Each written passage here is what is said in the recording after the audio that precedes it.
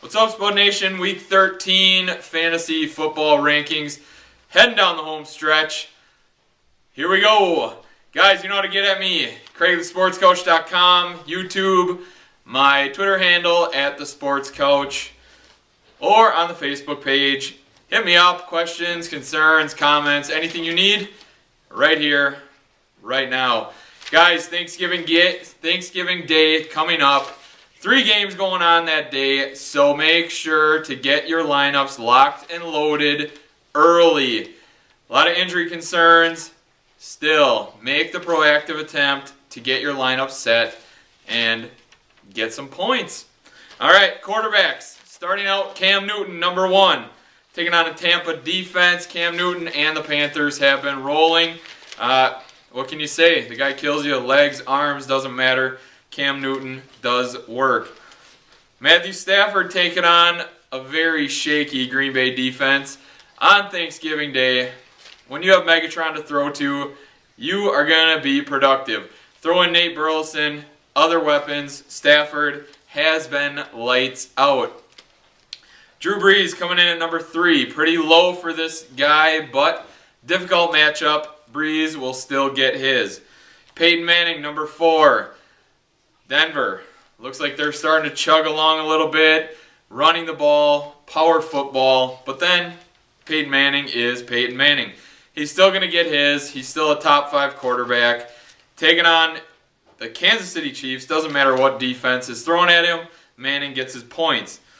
Tom Brady, number 5, gets Gronk back. He looks like the quarterback we all expected him to be. Number 6, Matt Flynn. Throwing him up there in the top 10. We've seen what he can do. Green Bay has a cake matchup as far as passing goes. Matt Flynn has all the weapons in the world. He is set up to be very productive. Some talk that Aaron Rodgers would be back this week. He practiced limited today, but it's not looking like Rodgers will be rolled out this week. Look for Matt Flynn to throw all over the Detroit Lions. Great value play right there, and probably a free agent in a lot of leagues. Russell Wilson, number 7. Tony Romo, 8. Andrew Luck, number 9. Andrew Luck basically laid a fat turd last week. This week, look for a rebound game. A nice matchup through the air, so look for Andrew Luck to get his. Number 10, Nick Foles. Difficult matchup, but he has been very, very productive week in, week out. RG3, number 11. This is kind of a vote of confidence for RG3 and what he has been able to do. Absolutely awful showing last night. A lot of turmoil surrounding him. Does not look like the quarterback of last year, but we're kind of giving him the benefit of the doubt at this point. Josh McCown. I love it. Dude, he's got weapons everywhere. Bears throwing the ball at a very nice rate. He's got great weapons in Jeffrey and Brandon Marshall. Got Bennett involved. He just looks studly. Phillip Rivers. Nice bounce back game last week. Look for that to continue.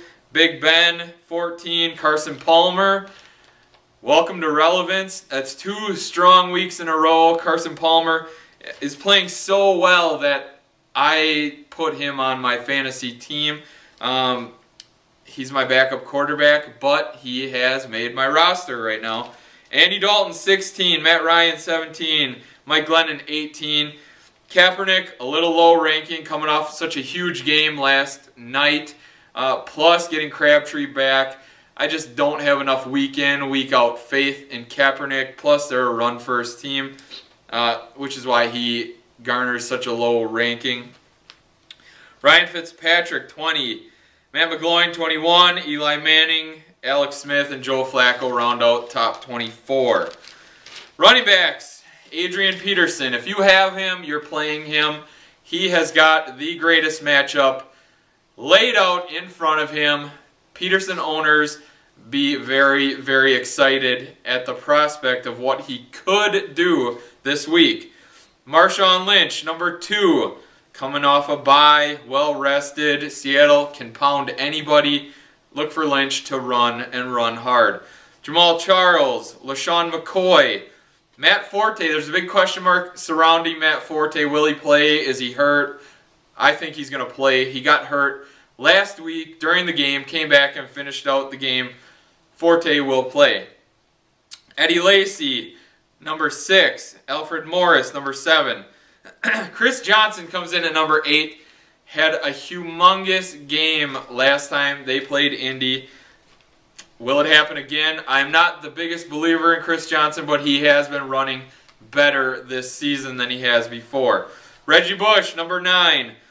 Andre Brown, 10. Noshan Moreno.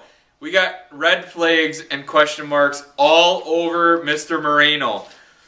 If you own Noshan Moreno and Monte Ball or CJ Anderson are available, go pick them up. It's not looking like Moreno will play this week, which instantly makes Monte Ball a very valuable asset to your fantasy team. Monte Ball, I'm interested, actually intrigued at what this guy can do with a full workload, so let's see what he can do. It's looking like this could be his breakout week. Rashad Jennings, 12. A lot of talk McFadden's coming back. Even with McFadden back, Jennings will get the heavier side of the 50-50 workload. So you can't blame Oakland. Jennings has been running well, catching the ball well out of the backfield. He warrants running back 1 respect right now out of the Oakland Raiders. Frank Gore, 13. Zach Stacy, 14. Zach Stacy, another guy, has to pass all the concussion protocol. Without Zach Stacy, Benny Cunningham becomes a starting running back and has value. Maurice Jones-Drew, Le'Veon Bell, DeMarco Murray, Ryan Matthews. Ryan Matthews, another guy, unsure if he's going to play this week.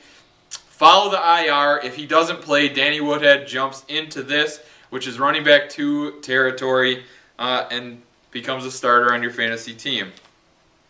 Giovanni Bernard, Bilal Powell. It's not looking like Chris Ivory will play this week. Powell, most likely a free agent in all your fantasy leagues.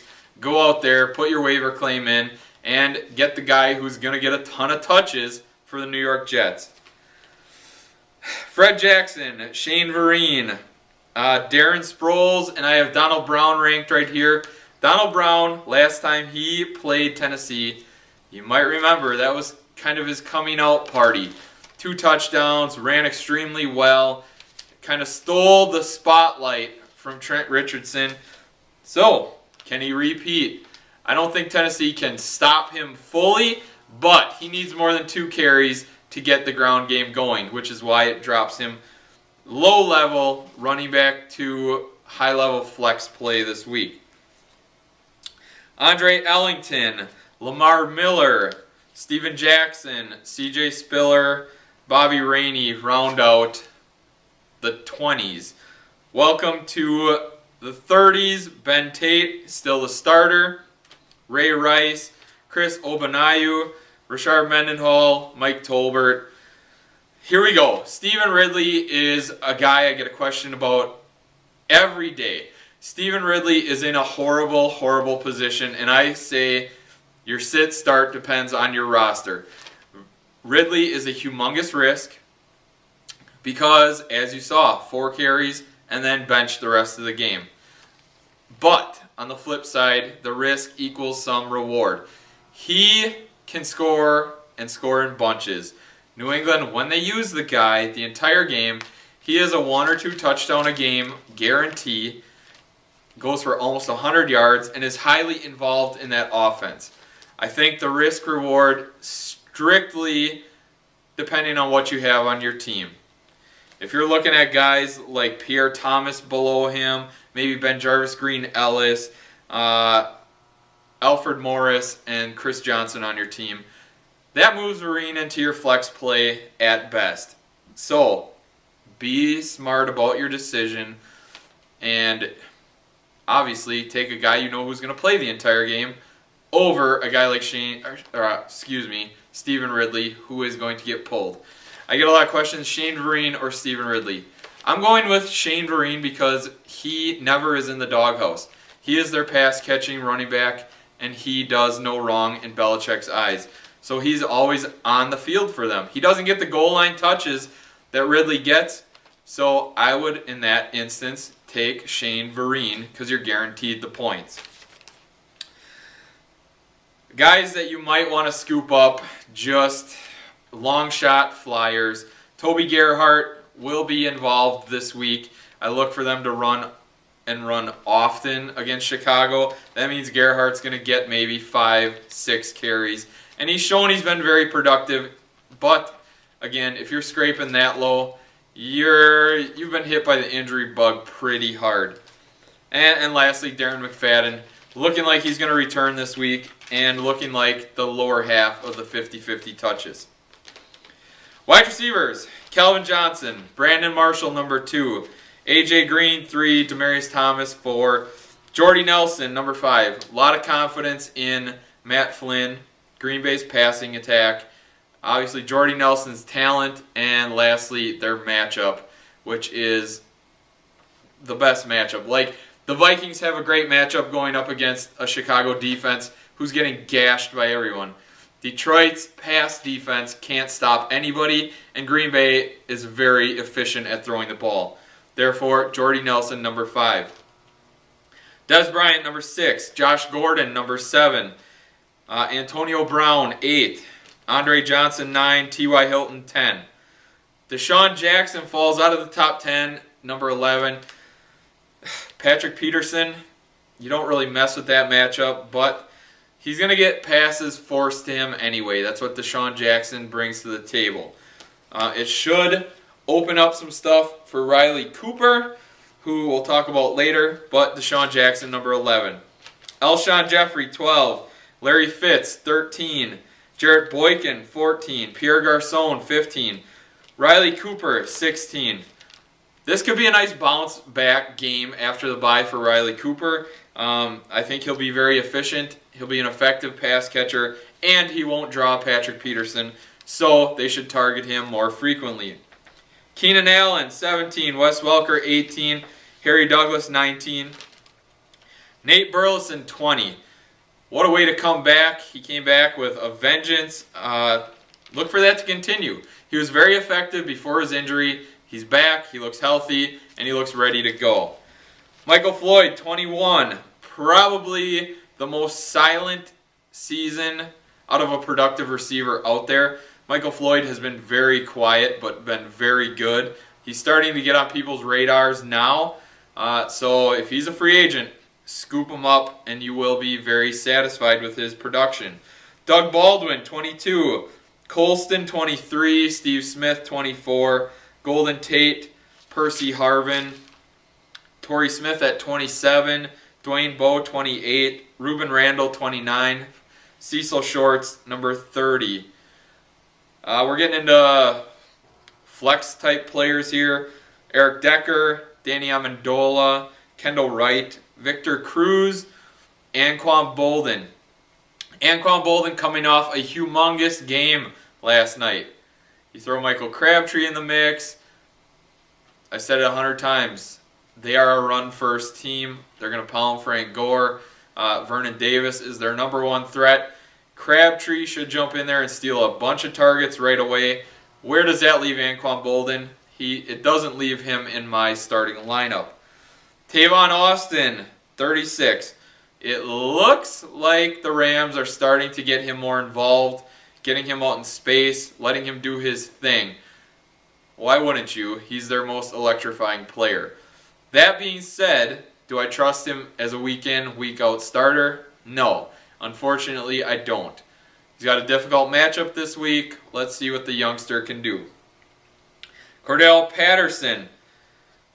What can you say? He's starting to catch balls. He's starting to become a high-volume target for the quarterback over there in Minnesota. Look for that to continue, as he is their most talented wide receiver.